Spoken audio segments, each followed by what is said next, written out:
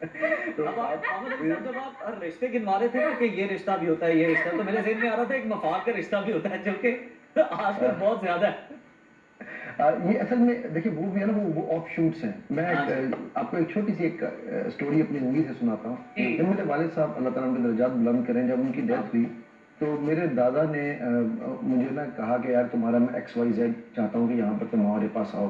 तो मैंने अपने दादा से एक बात की कि दादा, पहले मेरे वालिद और उस घर में एक रिश्ता था, आज वो रिश्तेदारी पे बदल चुका है। कहते हैं क्या मतलब? मैंने कहा जब रिश्ते को तख्ता दार पे लटकाया जाता है तो वो रिश्तेदारी बनती है, ठीक है। अब हमारे यहाँ, आपने क्योंकि आपने मफाद परस्ती की बात की, तो हाँ जी। अनफॉर्चुनेटली हम बहुत सारे रिश्तों को तख्ता दार के ऊपर मेजर करते हैं कि यार मुझे यहाँ पर जब मैंने अगले को इतने टेंशन दे दी है, इसको मैंने इतनी मुसीबत में डाला हुआ है, इस वक्त ये मेरे साथ कैसे रिएक्ट कर रहा है। हम ये नहीं समझते कि हो सकता है उसका उस वक्त कोई और अपनी एप्रीहेंशंस चल रही हों। तो हुँ। इन रिश्तों को बनाने के लिए ना हमें एक्चुअली बहुत सारी ज़रूरी नहीं है मोहम्मद अली साहब, यानी अब यही बात कर रहे हैं कि आप दूसरों को भी इम्तिहान में डालें, हो सकता है ज़िंदगी उसके पहले ही इम्तिहान ले रही हो। एग्जैक्टली मैं ना यहाँ पर एक, चूंकि हदीस का मामला है, तो मैं आपकी इजाज़त से एक हदीस पढ़ के कोट करना बिल्कुल, चाहूँगा। ज़रूर, यहाँ ज़रूर। पर बड़ी ही खूबसूरत हदीस अल्लाह के नबी सल्लल्लाहु अलैहि वसल्लम की है, ये अबू दाऊद में। वो कहते हैं कि अगर कोई किसी बंदे के, अपने भाई के रास्ते से उसकी परेशानी को, उसकी ज़िंदगी से उसकी परेशानी को दूर करे, तो अल्लाह क़यामत वाले दिन उसकी परेशानियाँ दूर करेंगे। अगर कोई अपने मुसीबत में गिरे हुए भाई के लिए उसकी तकलीफ़ों को आसान करे या उसके लिए आसानियाँ पैदा करे, तो अल्लाह सुब्हानहू तआला क़यामत वाले दिन उसके लिए आसानियाँ पैदा करेंगे। और फिर कहते हैं कि अगर कोई, ये सबसे इम्पोर्टेंट है, ये है कि अगर कोई शख्स अपने भाइयों के ऐबों को छुपाए, तो अल्लाह क़यामत वाले दिन उसके ऐब छुपाएंगे। अब सुभान सोचिए अल्लाह। कि ये कितना ज़बरदस्त कॉन्सेप्ट है। बिल्कुल ठीक। अली साहब ज़रा ये बताइएगा कि रिश्तों की जब भी हम बात करते हैं तो अक्सर ये हम सुनते हैं कि पेशेंस बहुत ज़रूरी है रिश्तों के अंदर। आपको बड़ा पेशेंटली डील करना पड़ता है लोगों से, मसले मसाइल भी होते हैं। तो ये पेशेंस कहाँ से लाई जाए? क्योंकि अगर हम अपनी सोसाइटी में देखते हैं तो इसी की बहुत ज़्यादा कमी है। जी, बिल्कुल ठीक कहा आपने मुझे। बात ये है कि देखें, पेशेंस और सब्र में फ़र्क है। जी अगर बताइए। हम सब्र सब्र का मतलब समझ लें, बिकॉज़ सब्र अरबी का लफ्ज़ है, सब्र उर्दू या इंग्लिश का वर्ड नहीं है। तो अगर हम उसका मतलब समझ लें तो patience is just 10% of the whole pie of सब्र, ठीक है? उसमें आपकी हिकमत है, उसमें आपकी दानाई है, उसमें आपका इल्म है, उसमें आपका मामला फ़हमी है, उसमें बहुत सारी चीज़ें और शामिल होती हैं।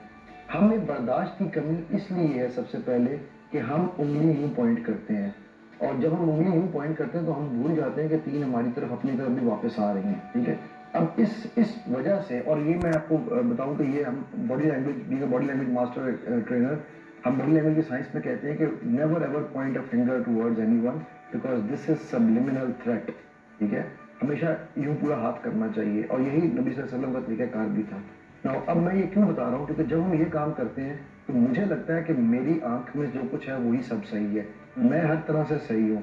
मेरे रब का जो एक काम है, जो मेरे रब को जचता है या उस शख्सियत को जचता है जिसको रब ने वो हैसियत दी है, वो हम सब ने ले लिया है, और वो काम है जजमेंट का। हम लोगों को जज करते हैं अपनी आंख से, बिल्कुल, अपने बिल्कुल। पैराए से, ठीक है। जब मैं ये जज करूं कि ओहो, ये जो सामने मेरे दो लोग बैठे हैं ना, ये राइट लेफ्ट क्यों बैठे हैं, इनको तो लेफ्ट राइट बैठना चाहिए था। अब ये मेरी नजर है कि राइट लेफ्ट बैठना चाहिए था या लेफ्ट राइट बैठना चाहिए था, तो मैं कहूँगा यार ये देखो यार, ये सुनो वाले कितना गलत तरीके से अपने होस्ट को बिठा रहे हैं, इनको राइट लेफ्ट क्यों नहीं बिठा रहे, ठीक है। तो मतलब मैंने जब खामियां निकालनी है लोगों में, सिर्फ इसलिए कि मुझे लगता है कि मुझे सब कुछ पता है, मैं एक यहाँ पर अक्ल आपको कुल। छोटी सी चीज करूंगा, बिल्कुल अक्ल कुल, ठीक है। मैंने आज तक अपनी इस जिंदगी में इल्म से बड़ा तकब्बुर नहीं देखा, ठीक है।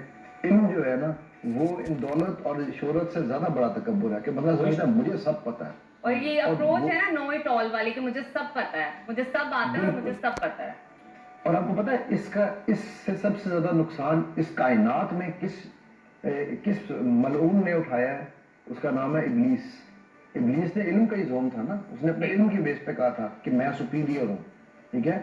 सो इल्म जो है ना, वो हमें हम्बल ना करे, वो हमें झुकाए ना, वो हमें लोगों से जोड़े ना, वो लोगों को हमसे जोड़े ना। तो मैं समझता हूँ वो इल्म हमारे लिए एक ऐसा इम्तिहान है कि کہ جس سے اللہ ہی بچائے تو بہتر ہے، اس سے علم کم ہونا بالکل زیادہ important ہے۔ ہاں اس امتحان میں نہ ہی مبتلا ہو تو بہتر ہے۔ سید محمد علی صاحب ہمارے ساتھ موجود ہیں، آپ کا بھی آپ کے شکریہ۔ وقت کا، اور آپ سے ایک اور جو دوستی کا رشتہ ہے نا وہ ایسا اخلاص سمجھتے ہو فراز، دوست ہوتا نہیں ہر ہاتھ ملانے کا۔ بہت خوب، کیا بات ہے، کیا